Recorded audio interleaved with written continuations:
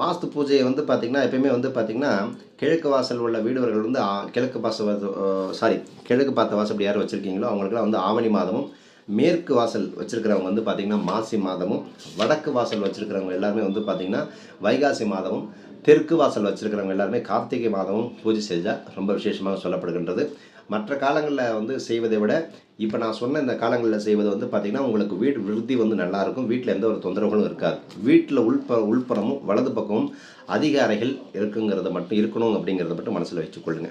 அதே மாதிரி வந்து பார்த்திங்கன்னா, அஸ்திவாரம் வீடுக்கு வந்து ஒரு அஸ்திவாரம் போடுறீங்க அப்படின்னு வச்சுக்கோங்க. சித்திரை, வைகாசி, ஆடி, பங்குனி இந்த மாதிரி தை இந்த மாதிரி மாதங்களில் கண்டிப்பாக போடுங்க.